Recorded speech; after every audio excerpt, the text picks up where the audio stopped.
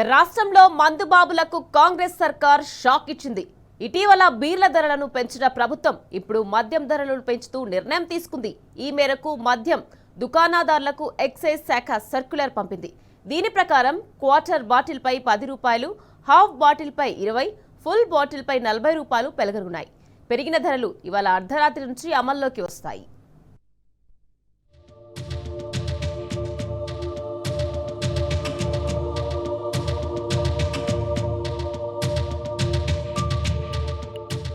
రేవంత్ సర్కార్ మరోసారి మద్యం ధరలు పెంచింది.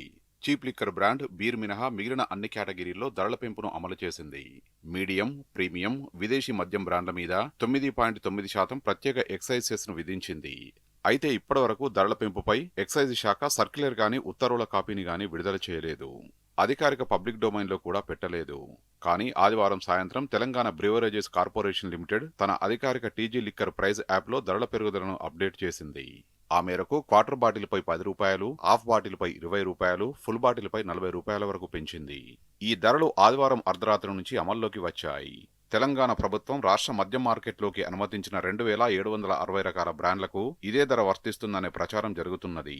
పెంచిన ధరలతో ఏడాదికి 2500 కోట్ల రూపాయల మేరకు ప్రభుత్వానికి ఆదాయం సమకూరనుందని టీజీబీసీఎల్ అంచనా వేసింది.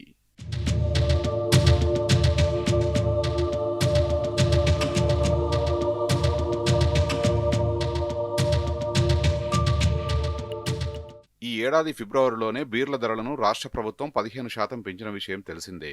రిటైర్డ్ జడ్జి జైస్వాల్ నేతృత్వంలోని లిక్కర్ ధరల నిర్ణయ త్రిసభ్య కమిటీ నివేదిక ఆధారంగా ఎక్సైజ్ శాఖ ధరల పెంపు ప్రతిపాదనలకు ఆమోదం తెలుపుతూ ఉత్తర్వులిచ్చింది.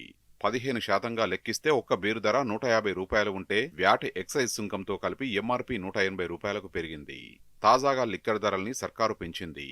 మద్యం సరఫరా కోసం లిక్కర్ కంపెనీలతో చేసుకున్న ఒప్పందం జూన్ 30తో ముగియనుంది. జూలై 1 నుంచి కొత్త ఒప్పందం అమల్లోకి రానున్నది. ఈలోపే మద్యం ధరలు పెంచి డిస్టిలరీలు, డిస్ట్రిబ్యూటర్లు, సరఫరా కంపెనీలతో ఒప్పందాలకు వెళ్లాలని ప్రభుత్వం ధరల నిర్ణయం పెంపు తీసుకున్నట్లు తెలిసింది.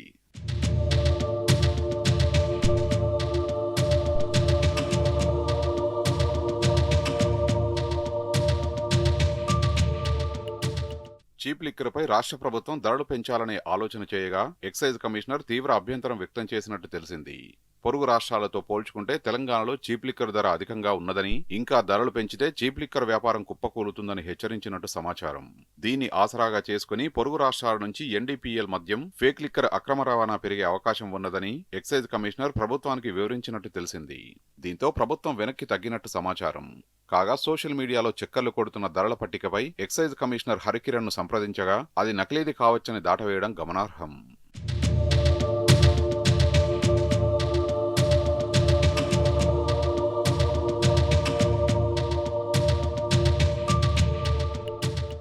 రేవంత్ మార్కు పాలనతో దివాలా తీసిన గల్లాపెట్టెను నింపుకునేందుకు గల్లీ గల్లీల్లో బెల్ట్ షాపులు తెరవాలని, జిల్లా కేంద్రాలు, పట్టణాల్లో ప్రతి 30 కిలోమీటర్లకు ఒకటి చొప్పున 100కు పైగా మైక్రో బ్రివరీలు ఏర్పాటు చేయాలని నిర్ణయించడం కాంగ్రెస్ దివాలాకోరు విధానాలకు నిదర్శనమని హరీష్ దుయ్యబట్టారు.